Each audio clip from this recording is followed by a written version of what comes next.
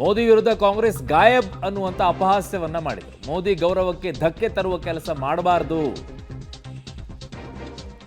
ಕೈ ನಾಯಕರಿಗೆ ಎಐಸಿ ಅಧ್ಯಕ್ಷ ಮಲ್ಲಿಕಾರ್ಜುನ್ ಖರ್ಗೆ ಸಂದೇಶ. ಯಾರಿಗೆ ಕೊಡ್ತಾ ಇದ್ದೀರಾ ಸರ್? ನೀವೇ ಅಧ್ಯಕ್ಷರು, ಅದರದ್ದು ಯಾರೇ ಇರಲಿ, ಪ್ರಧಾನಮಂತ್ರಿಯೇ ಆಗಿರಲಿ, ಗೌರವ ಕೊಡುವಂಥ ಕೆಲಸ ಆಗಬೇಕು ಅಂತ ಹೇಳಿದ್ದಾರೆ. ಗೌರವಕ್ಕೆ ಧಕ್ಕೆ ತರುವ ಕೆಲಸ ಮಾಡಬೇಡಿ. ಎಕ್ಸಾಕ್ಟ್ಲಿ ಇದೇ ಬೇಕಾಗಿರೋದು. ನಿಮ್ಮ ರಾಜಕೀಯ ಏನೇ ಇರಬಹುದು, ದೇಶದ ವಿಚಾರ ಬಂದಂಥ ಸಂದರ್ಭದಲ್ಲಿ ಈ ಥರ ಅವಹೇಳನ ಮಾಡ್ಕೊಂಡು ನಮ್ಮವ್ರು ನಾವೇ ಕಾಲು ಎಳ್ಕೊಂಡು ಕೂತ್ಕೊಳ್ಳೋದಲ್ಲ.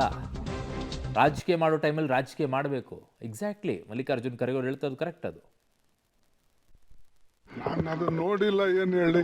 ಬಟ್ ಯಾವುದೇ ಒಂದು ವ್ಯಕ್ತಿಗೆ, ಯಾರೇ ಇರಲಿ, ಅವರು ಪ್ರೈಮ್ ಮಿನಿಸ್ಟರ್ ಇರಲಿ, ಬೇರೆಯವರು ಇರಲಿ, ಒಬ್ಬ ವ್ಯಕ್ತಿಗೆ ಅಥವಾ ಯಾವುದೇ ಮುಖಂಡರದು ಈ ಒಂದು ಇಂಥ ಅವರ ಒಂದು ಇದನ್ನು ಪ್ರತಿಷ್ಠೆಗೆ ಅಥವಾ ಇಮೇಜ್ಗೆ ಧಕ್ಕೆ ಬರ್ತಕ್ಕಂಥ ಕೆಲಸ ಮಾಡಬಾರ್ದು.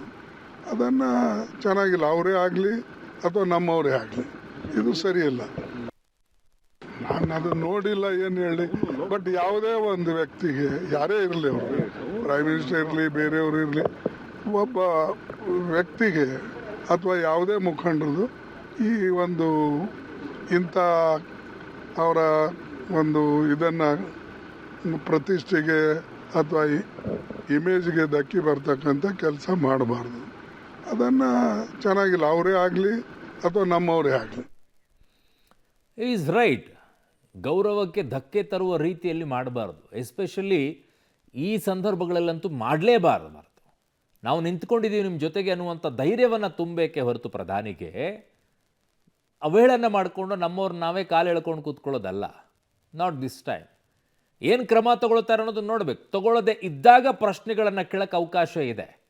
ಸ್ವಲ್ಪ ಸಮಯಾವಕಾಶ ಕೊಡಬೇಕಲ್ಲ. ನೀವೇ ನಿಮ್ಮ ಚುನಾವಣೆಗಳು ನಡಿಬೇಕಾದ್ರೆ ಒಬ್ಬ ಕ್ಯಾಂಡಿಡೇಟನ್ನು ಕಣಕ್ಕಿಳಿಸ್ಬೇಕಾದ್ರೆ 10 ಸಲ 100 ಸಲ ಯೋಚನೆ ಮಾಡ್ತೀರಾ. ಇದು ದೇಶದ ವಿಚಾರ, ಟೈಮ್ ಬೇಕು.